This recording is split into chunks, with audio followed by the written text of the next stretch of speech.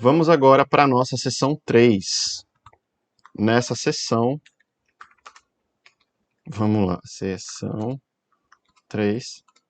Vamos ver como normalizar o preço das ações. É um conceito importantíssimo, como eu falei na seção anterior. E uma vez que a gente normaliza o preço das ações, a gente consegue compará-las entre si. Porque vocês vão observar que agora elas vão começar no mesmo ponto, elas vão ter um ponto comum. E dessa forma, então, você consegue comparar todas elas. E aí a gente vai entender a importância delas. Antes da gente fazer a normalização de fato, uma coisa que é importante a gente fazer também é utilizar índices. Vamos lá, índices de referência no mercado financeiro. Que índices são esses? São aqueles índices usados nas bolsas de valores ao redor do mundo para medir mais ou menos um termômetro de como aquelas bolsas estão performando, se as bolsas estão indo para cima, para baixo, por isso que eles usam os índices.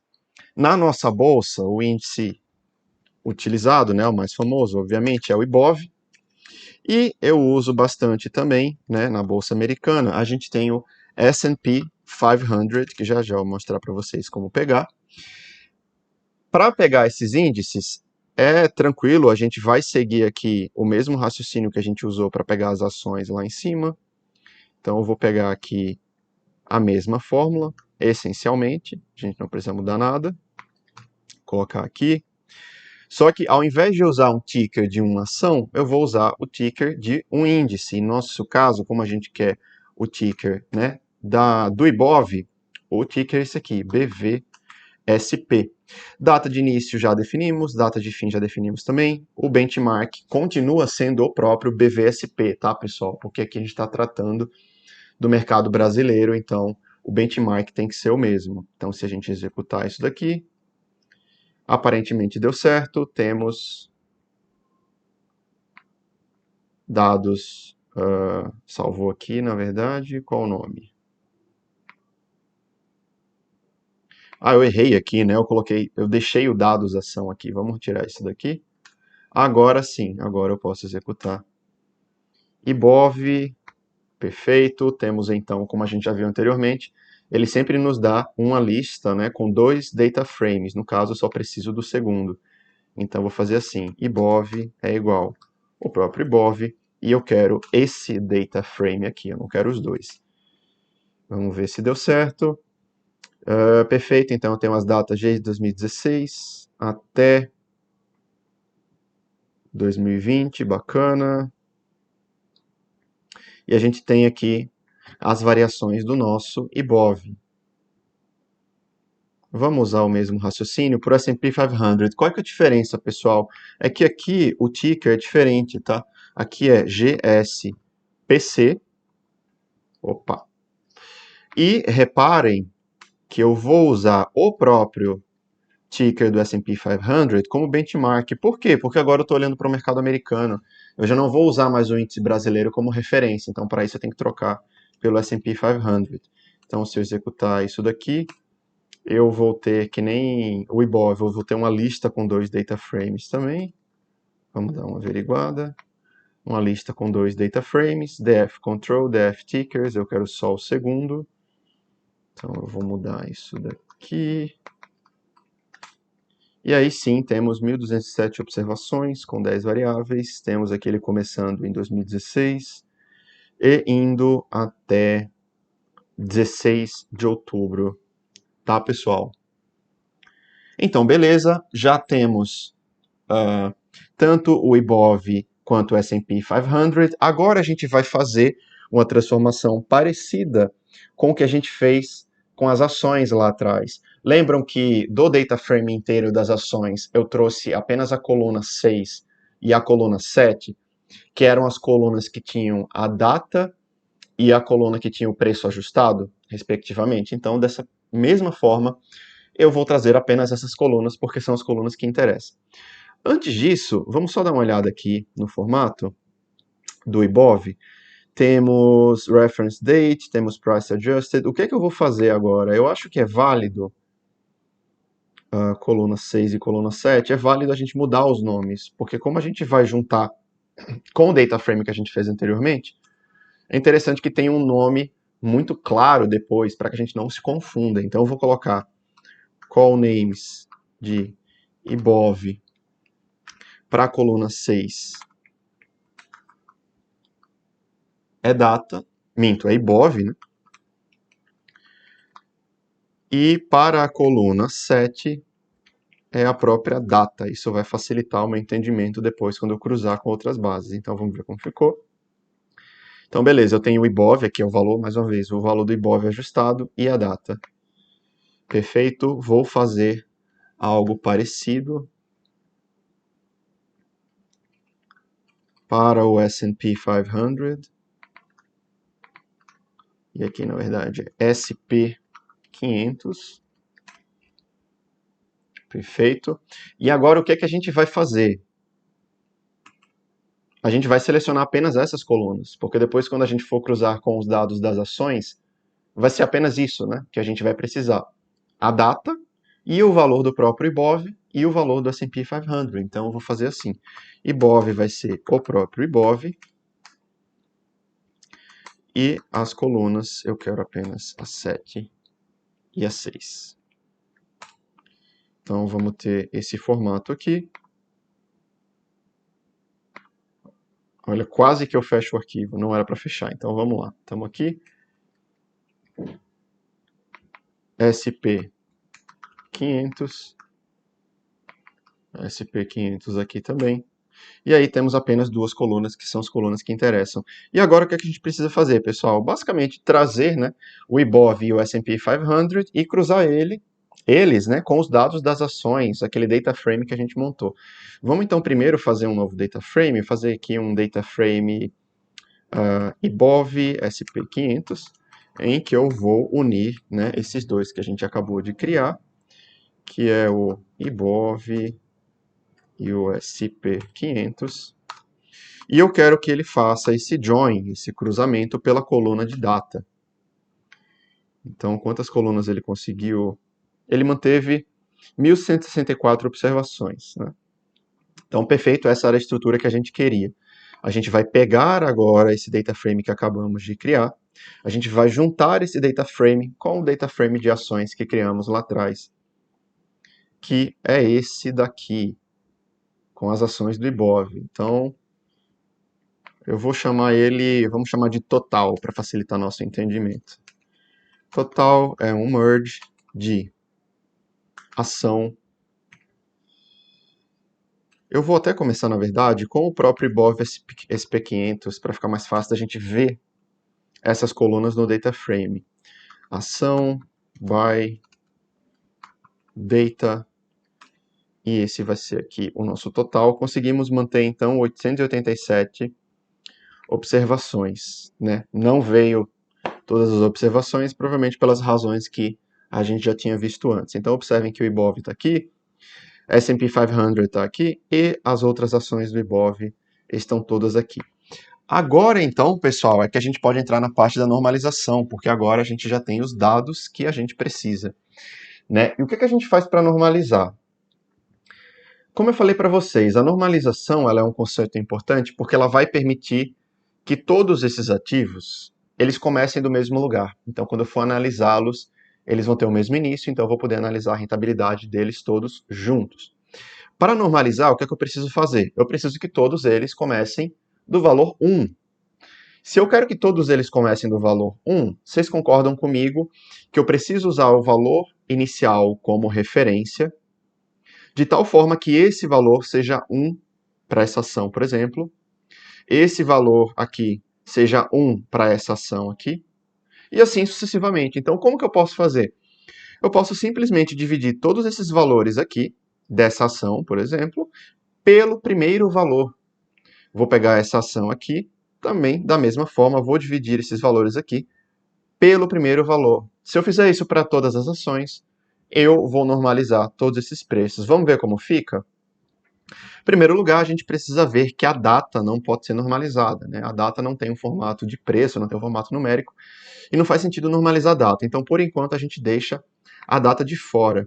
Então, o que a gente pode fazer? Vamos criar um novo data frame chamado normalizado, em que normalizado vai receber o meu total, sendo que, por enquanto, eu vou deixar a coluna 1, a coluna de data, fora. Então vamos ter esse data frame aqui, né, que não tem mais a coluna de data, então a gente já consegue, em tese, já consegue normalizar. Para normalizar, pessoal, a gente pode fazer o uso da lapply, da função lapply, porque a gente cria uma funçãozinha que já é aplicada em todas as colunas de uma vez. Então, o que é que eu sugiro? Vamos fazer assim, ó, função lapply. Dentro dessa função, eu vou passar o data frame, né, que eu quero normalizar.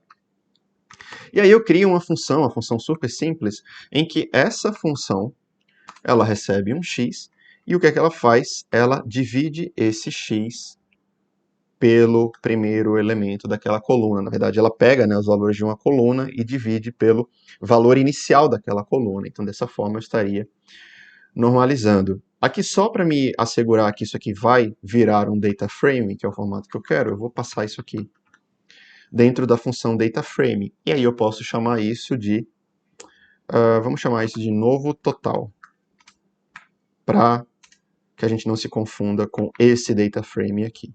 Então, novo total recebe normalizado, a gente divide todos os valores das colunas pelo valor inicial de cada coluna respectiva, e então vamos ver se deu certo. Percebam então que todos os ativos aqui, todas as colunas estão começando com 1, que era o que a gente queria. Então, perfeito, deu certo. Percebam também, pessoal, que depois de um tempo, para cada um desses ativos, a gente vai ter uma ideia mais ou menos de multiplicação, né, de quanto aquele ativo subiu no período, por exemplo. Então, por exemplo, se eu pegar aqui BBSE3, né, Brasil Seguridade, né, se eu não me engano, vocês veem aqui que ela está como 1,18. Antes ela estava com valor 1, né, ela começou com valor 1, ou seja, nesse período aí ela subiu 18%. Percebam aqui, ó, B3SA3, ação da B3, olha, ela multiplicou por mais de 3 vezes. Ela começou com o valor 1, agora ela está em 3,17. Então é bacana a gente usar esse formato normalizado, porque permite que a gente tire essas conclusões logo de cara. Tem até uma ação aqui, ó, que subiu quase 4,7 vezes desde aquela data inicial lá que a gente viu. E aí, pessoal, uma vez que a gente tem esses dados normalizados, né, a gente pode plotá-los em um gráfico só. E fica uma visualização bacana, porque, mais uma vez, como eu falei, eles vão todos começar do mesmo valor. Antes disso, eu vou só adicionar a coluna de data, né? Afinal, a gente não pode perder a referência da nossa data. Eu vou pegar aqui a data que estava no data frame total, data, e aí adicionamos a coluna data aqui no data frame novo total. O que a gente pode fazer? Agora, enfim, a gente pode plotar vários ativos, várias ações normalizadas. Para facilitar, eu vou pegar isso daqui, esse código que já estava feito para a plotagem, vou colocar aqui, vou chamar ele de algum outro nome. E agora, pessoal, eu vou usar ações de um outro setor. Vamos tentar usar ações do setor da construção. Que ações são essas, né? Vamos até ver se essas ações... Vamos substituir primeiro o novo total aqui. Novo total, novo total, novo total. Primeiro, ver se essas ações estão aqui, né? Então, ações de construção, por exemplo, que eu acompanho, temos a EZTEC, temos MRV, né? Outra bastante conhecida. Vamos ver se tem aqui MRV. Temos Cyrela. Então, Cyrela 3. E aí a gente pode agora, então, adicionar os índices, né? Que a gente vai usar para fins de comparação. Então, temos o IBOV. Eu vou copiar mais uma linha aqui para colocar aqui embaixo.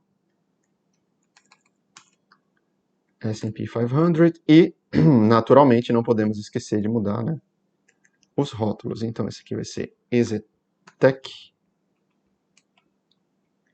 MRV, Cyrela. Esse aqui vai ser o nosso IBOV.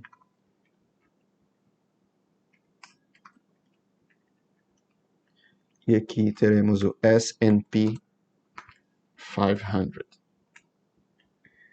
Beleza, é isso, então podemos, enfim, comparar todos eles num lugar só. E temos aqui o nosso gráfico bem bacana das ações de construção. Vamos ver se a gente consegue já ter alguns insights, né? A gente viu que a ação da EZTEC ela teve uma subida expressiva, né? As ações do setor de construção, elas também ali seguem mais ou menos o mesmo padrão, sendo que a EZTEC parece que ela tem uma volatilidade muito maior, né? Ela oscila muito mais, ela subiu muito mais, caiu muito mais.